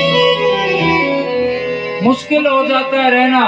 आज वो पिता कह रहा है कि तो इससे बेकार मोह लगा रही है, शायद ये नहीं होता तो हम अपना जीवन यापन कर लेते, लेकिन आज जब इसके बारे में ख्याल आया तो ऐसा लग रहा है देवी जैसे प्राण हमारा शरीर छोड़ करके जा रहे हैं। अरे इससे ज्यादा मोह मत लगा। अब कहते हैं उस दिन से उन माता पिता दोनों को सोच लग गई। कहते हैं सोच केवल व्यक्ति को दुबला पतला दो ही स्थिति बना सकती है, या तो घर में खाने के लिए कुछ ना हो या दूसरा कोई चिंता लग जाए। कहते हैं चिंता तो एक ऐसी बीमारी है साहब कि अगर चिंता लग जाए या तो शरीर छोड़ना पड़ता है या फिर चिंता को छोड़ना पड़ता है। व्यक्ति के पास में एक ही ऑप्शन रहता है, या तो चिंता छोड़ो या शरीर छोड़ो। चिंता को नहीं छोड़ोगे तो शरीर छोड़ना पड़ेगा, क्योंकि चिंता का नाम ही चिता है साहब। चिता पर लेटा करके दम लेती है। पति पत्नी दोनों दुबले पतले होते जा रहे हैं, बालक की उम्र बढ़ती जा रही है और बालक इतना तेजस्वी था, उसके मुखमंडल पर करोड़ों सूर्यों के समान तेज। ऐसा प्रतीत होता था कि ये न जाने कितने बड़ा विद्वान है, प्रकांड है।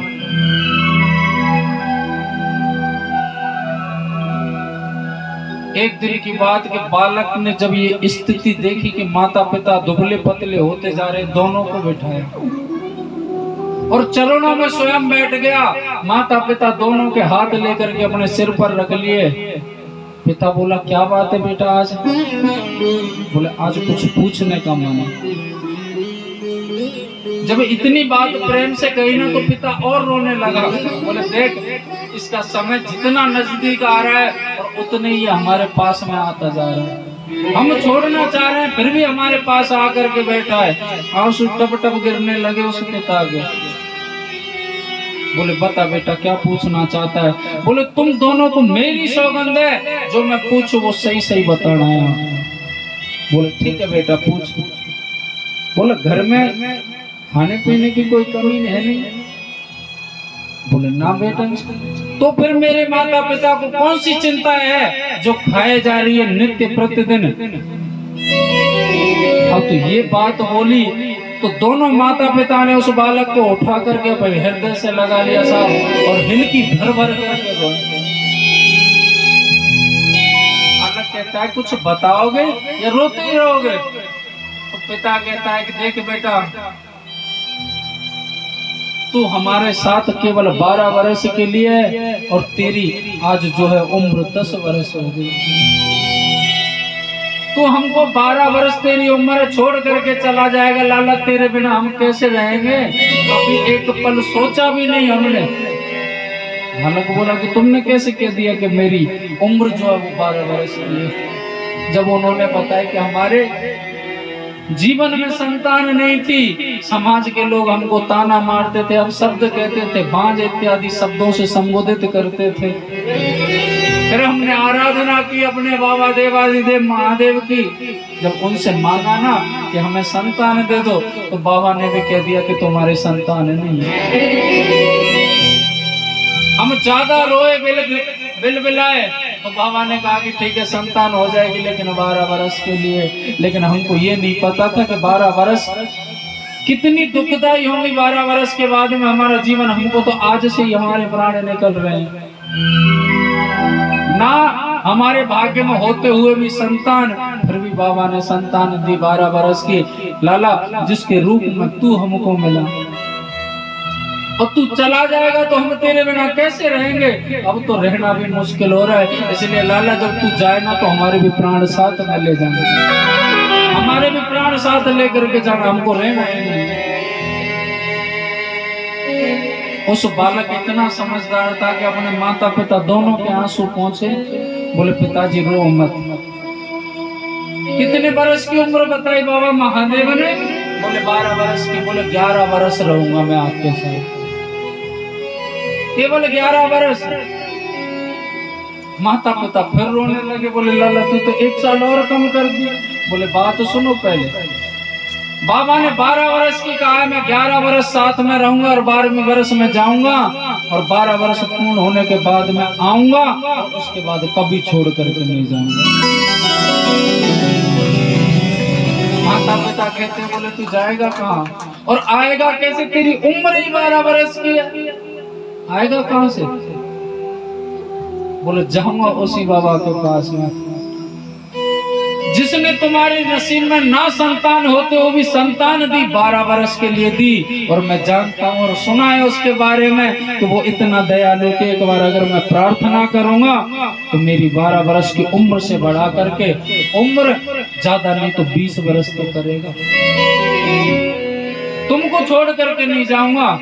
कहते हैं वो बालक 11 वर्ष जैसे लगी वो छोड़ करके चला गया जंगल में और आसन लगा करके बैठा बाबा देवादिदेव महादेव का ध्यान करते हुए। तो बड़ा ही एक सुंदर श्लोक प्रकट हुआ उसके मुख से, ओम त्र्यंबकम जजामहे सुगंधिम पुष्टिवर्धनम उर्वारुकमिव बंधनान् मृत्युर्मुक्षीयमामृता। ये बड़ा ही सुंदर श्लोक। इसका कहते हैं कि उसने जाप प्रारंभ कर दिया। उसको 1 वर्ष लग गई थी साहब इसको 1.25 लाख बार जापने में। 1.25 लाख जाप किया और कहते हैं जैसे अंत समय आया उसका 1.25 लाख जाप भी हो गया, लेकिन फिर भी वो लगा रहा। यमराज ने अपने दूतों से कह दिया खबरदार इस महादेव भक्त को कोई लेने के लिए जाएगा। मैं जाऊंगा और सम्मान लेकर के आऊंगा, कोई चूक ना हो जाए। कहते हैं कि नारायण के भक्तों के साथ में अगर कोई चूक हो जाए यमराज से तो नारायण क्षमा कर देते हैं, लेकिन अगर महादेव के भक्तों के साथ में जरा सी भी चूक हो जाए तो समझो कि मृत्यु और महादेव की तीसरी आंख का सामना करना पड़ सकता है। इसलिए मैं जाऊंगा। कहते जैसे उसकी 12 वर्ष पूर्ण हुई, समय बिल्कुल आ गया समीप, यमराज उसे लेने के लिए आए और वहां से ससम्मान यहाँ से जब लेकर के जाते हैं यमदूत तो गले में पट्टा डाल करके ले जाते हैं। और ये सत्य बात है कि हर व्यक्ति जो पट्टा डाला जाता है वो कुत्ते के गले में डाला जाता है। हम और आप सभी जो ये 4 पैर वाला जीव है ये असली कुत्ता नहीं है। असली कुत्ता तो इस सृष्टि में जितने भी जीव है सब है, लेकिन फर्क इतना है कि उस पट्टे का जो पट्टा है उसमें लगा हुआ हाथ किसका है। जिस पट्टे में हाथ परमात्मा का है तो वो जीव वो कुत्ता तो तर जाता है साहब, और जिसके गले के पट्टे का हाथ सांसारिक मालिक के हाथ में वो कभी तर नहीं पाता और संसार में ही लगा रह जाता है। जैसे ये जीव होता है कुत्ता, और जब पाल करके रखते हैं तो पट्टा रखते हैं और इसका हाथ सांसारिक लोगों के रहता है हाथ में ये पट्टा, और सांसारिक मनुष्य चाहते हैं कि ये केवल मेरी ही नौकरी करता रहे, मेरी ही चाकरी करता रहे, मेरे ही दरवाजे पर रखवाली करता रहे। ये कुत्ते नहीं करते साहब। जो सांसारिक मनुष्य के हाथ में पट्टा जिन्होंने अपना दे रखा है वो नहीं तरेगा, और जिन्होंने अपने गले का पट्टा परमात्मा के हाथ में दे रखा है, महादेव के हाथ में दे रखा है, उसे तरने से कोई रोक नहीं सकता। जैसे मार्कंडे के गले में जैसे पट्टा डाला, बीच पट्टे में से महादेव प्रकट हो जाते हैं और क्रोधित होकर के कहते हैं यमराज से, कहते हैं कि ये तूने अपराध करने का दुस्साहस, और तुझे ये नहीं पता कि आराधना में बैठा हुआ जीव ब्रह्म समान होता है, और तूने ब्रह्म पर ही आघात कर डाला। यमराज हाथ जोड़ करके कहते हैं कि प्रभु इसकी उम्र केवल 12 वर्ष की थी, मैं लेने के लिए आया। बोले कम से कम आराधना में बैठा हुआ ये तो देख ले, जीव ब्रह्म समान है, आराधना पूरी कर लेता जब ही ले जाता। तुझे इसके मस्तक पर भस्मी का त्रिपुंड लगा हुआ दिखाई नहीं दिया, ये महादेव का ठप्पा लगा हुआ, और तूने फिर भी इतना दुस्साहस किया कि गले में पट्टा डाल दिया। बार बार में वो व्यक्ति कहता है, इस बात को कहते हैं समाधि से मार्कंडेय की जो मंत्र चल रहा था उसकी समाधि टूट गई। बार बार में यमराज इसी बात को कहता है कि बाबा जो काम आपने मुझे सौंप रखा है उसी तो मैं कर रहा हूँ। मेरा काम है जीव को अंत में लाने के लिए, उसके कर्मों के अनुसार उसे स्थान प्राप्त कराने के लिए। इसकी 12 वर्ष की उम्र थी, वो पूर्ण हो गई, इसलिए लेने के लिए आया हूँ। बाबा क्रोध में कहते हैं, बोले किसने कहा इसकी 12 वर्ष की उम्र थी? किसने तुमसे कहा? ये बालक वो है कि जब तक चाहेगा तब तक जिएगा, इसे मारने वाला कोई पैदा नहीं। उस उस बालक ने जैसे ये शब्द सुना, महादेव का आंखों से गंगा बहने लगी साहब उसके। वारे देवादिदेव दयालु महादेव, जिस माता पिता के संतान नहीं थी उसको संतान दी 12 वर्ष के लिए। और आज जब उसके 12 वर्ष पूर्ण आए, उसकी तूने उम्र भी बढ़ाई तो ऐसी बढ़ाई कि जब तक मैं चाहूंगा तब तक जीऊंगा। वारे दयालु भोलेनाथ दीनानाथ।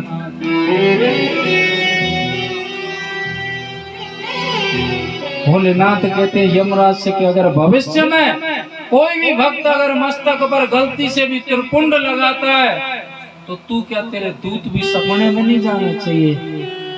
आज वो बालक आता है साहब अपने घर, माता पे 12 वर्ष पूर्ण होने के बाद में माता पिता के गले से लिपट करके कहता है कि माँ बाबा मैं आ गया और ऐसा आया हूँ कि जब तक चाहूंगा तब तक जीऊंगा, क्योंकि प्रत्येक जीव की उम्र निर्धारित रहती है। लेकिन मेरे बाबा देवादिदेव महादेव ने, उसी बाबा ने जिससे तुमने संतान मांगी 12 वर्ष के लिए दी, उसने आज मेरी उम्र इतनी कर दी कि जब तक मैं चाहूंगा तब तक जीऊंगा।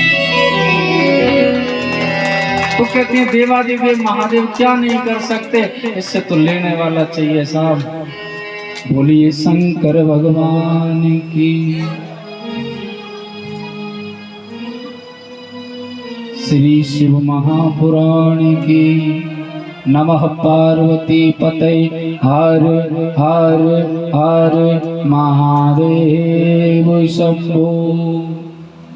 महादेव उस मार्कंडे से कहते हैं कि बालक पुत्र, आज तूने मेरे मन को ही नहीं पूरे ब्रह्मांड के मन को जीत लिया है कि जो तूने आज जो श्लोक प्राकट किया है इसकी मैं संज्ञा महामृत्युंजय के नाम से देता हूँ कि जो भी भक्त अगर इसका उपयोग करता है जीवन में उसकी सारी व्याधियां दुख मिटते हैं। और ये तो मृत संजीवनी के भी नाम से जाना जाएगा, यानी मृत व्यक्ति पर भी अगर महामृत्युंजय का प्रयोग किया जाता है तो वो भी साहब जीवित हो जाता है, भले ही वो 5 सेकंड के लिए।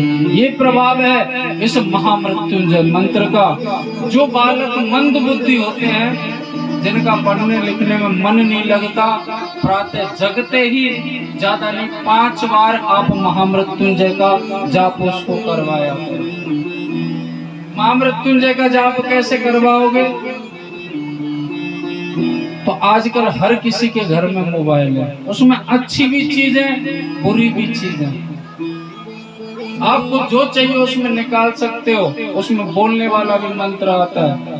और यहाँ तक तो ये कहता हूँ कि बालक ही नहीं, हर व्यक्ति को प्रतिदिन प्रारंभ जब सुबह होती है, जब अपनी सैया से उठते हैं, उस समय बाबा महादेव का ये महामृत्युंजय जाप स्मरण करके ही अपना आगे का कार्य बढ़ाना चाहिए। जिस दिन की शुरुआत बाबा महादेव के नाम से होती है वो दिन कभी खराब नहीं जा सकता। नहीं तो जीवन में अपना करके आजमा करके देख लेना एक बार।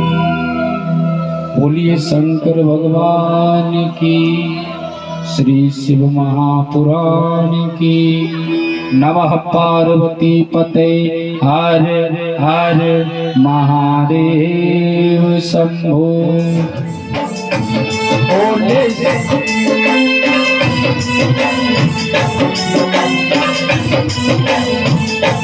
बोले सुन ले अर्ज हमारी, बाबा शरण में आया तारी। बोले सुन ले अर्ज हमारी, बाबा शरण में आया तारी। बोले सुन ले अर्ज हमारी, बाबा शरण में आया तारी। बोले सुन ले अर्ज हमारी, बाबा शरण में आया तारी।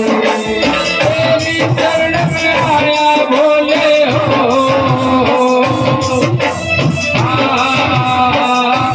भोले भोले भोले सुन ले अर्ज हमारी, बाबा शरण में आया तारी। बोले सुन ले अर्ज हमारी, बाबा शरण में आया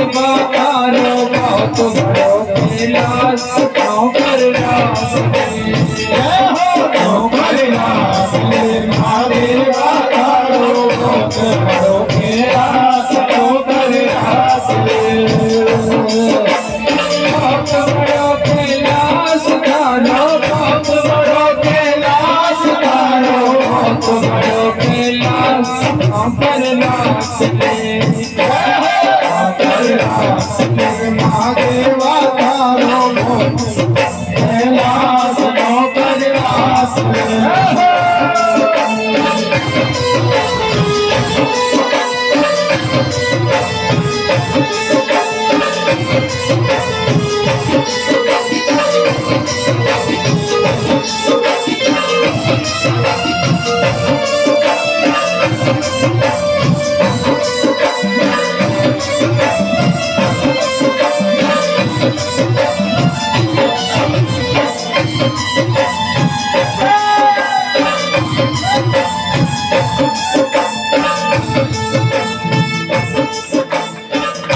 भैया नाचना ना आवे तुमको, हमारे बाबा को बढ़िया नाच ले तुमसे तो।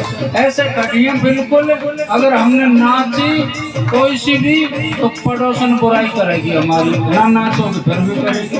अच्छा नाचना ही ना आवे कोई बात नहीं, थोड़ा सा मटक ले, मटक वो ना हो धक्का मुक्की तो कर सकते। बैठे बैठे परेशान हो गए होंगे। हर हर महादेव।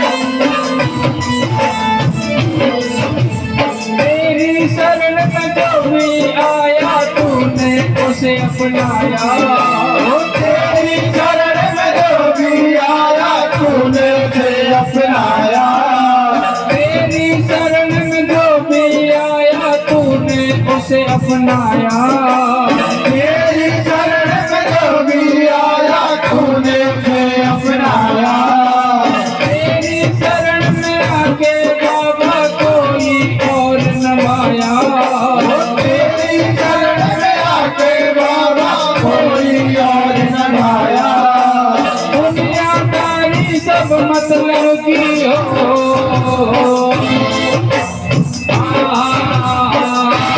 बोले बोले बोले सुन ले अर्ज हमारी, बाबा शरण में आया थारी, बोले सुनिए अर्ज हमारी, बाबा शरण में आया थारी।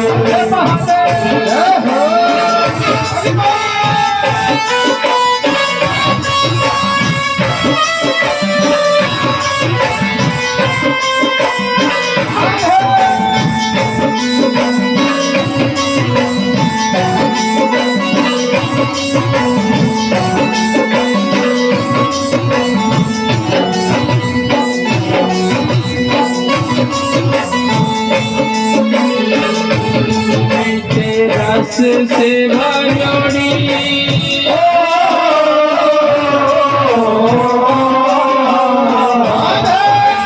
रस से भरोड़ी राधे रानी लागे, रानी लागे, माने कारो कारो जमुना तेरो माने लागे, रस से भरोड़ी राधे रानी लागे, महारानी लागे, मन कारो कारो रानी लागे।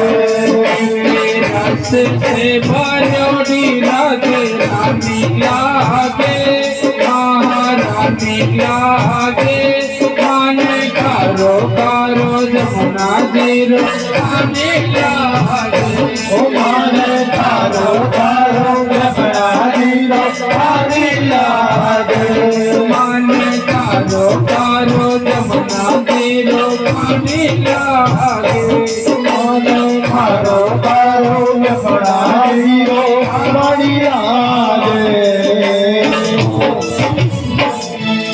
बोलिए शंकर भगवान की जय हो। श्री शिव महापुराण की जय हो। स्वर लहरी ऐसी होनी चाहिए तो बाबा के कानों तक जाए कैलाश पर्वत पर। नमः पार्वती पते हरे हरे हरे महा शंभो। हरि ओम चंद्रमा मनसो जातं चक्षुः सूर्यो अजायतः श्रोत्राद्वायुश्च प्राणश्च मुखादग्निरजायत।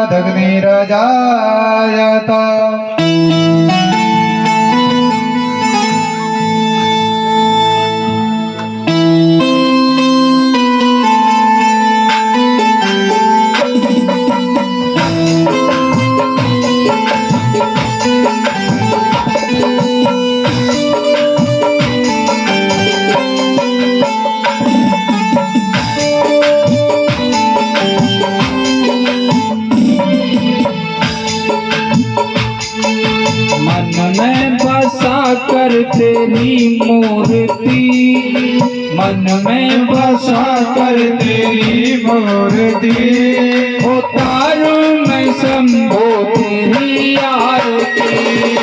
मन में बसा कर तेरी मूर्ति उतारूं मैं शंभो तेरी आरती। मन में बसा कर तेरी मूर्ति उतारूं मैं भोले तेरी आरती। मन में बसा कर तेरी मूर्ति उतारूं मैं शंभो तेरी आरती। उतारूं महाकाल तेरी आरती। हर महादेव।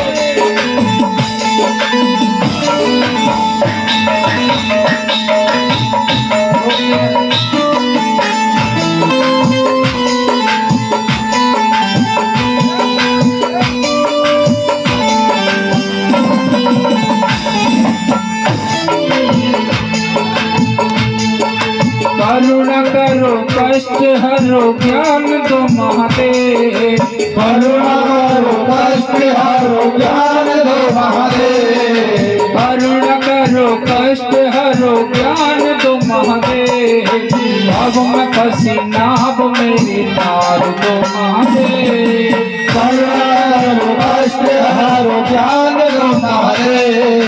अब में फंसी नाव मेरी तार दो महादेव। दर्द की दवा तुम्हारे पास है। दर्द की दवा तुम्हारे पास है। दर्द की दवा तुम्हारे पास है। ओ दर्द की दवा तुम्हारे पास है।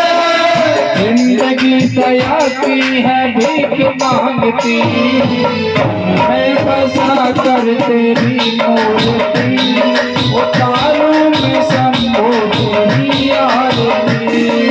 मन में बसा कर तेरी मूर्ति उतारो मैं शंभो तेरी आरती। उतारूं महादेव तेरी आरती।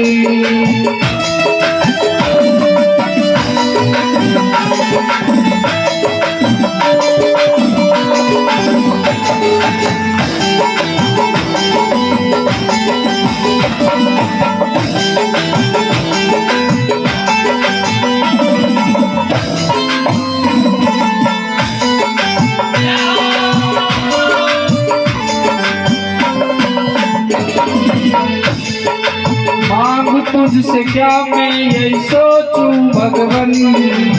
अब तुझसे क्या मैं यही सोचूं भगवन।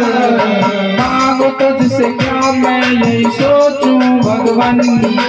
जिंदगी जब तेरे नाम पर भी अर्पण। मांग तुझसे क्या मैं यही सोचूं भगवन। जिंदगी जब तेरे नाम कर दे अर्पण। सब कुछ तेरा कुछ नहीं मेरा। सब कुछ तेरा कुछ नहीं मेरा। सब कुछ तेरा कुछ नहीं मेरा। सब कुछ तेरा कुछ नहीं मेरा।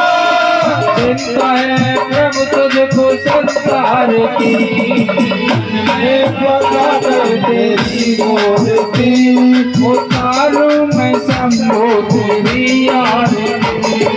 मन में बसा कर तेरी मूर्ति, उतारो मैं शंभो तेरी आरती।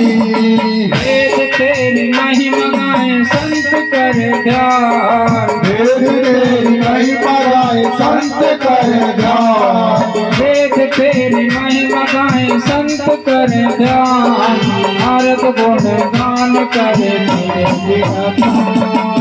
वेद तेरी महिमा गाए संत कर ध्यान, नारद गुण गान करे मेरे विधाता। भक्त तेरे द्वार करते हैं पुकार, भक्त तेरे द्वार करते हैं पुकार, भक्त तेरे द्वार करते हैं पुकार, भक्त तेरे द्वार करते हैं पुकार। आसुर मकांत तेरी गाय आरती, मन में बसा कर तेरी मूर्ति, उतारूं मैं बाबा तेरी आरती। मन में बसा कर तेरी मूर्ति, उतारो तो बाबा तेरी आरती। हर कोट द्वारम करुणा पधारम, संसार सारम भुजगे निवारम। सदा संत में त्याग दे, भवम भवावे सतम भवावे। वंदे मातरम पिता त्वमेव, त्वमेव बंधु सदा त्वमेव। त्वमेव वेदा त्वमेव त्वमेव, त्वमेव सर्वं देव देव। सर्वं देव देव।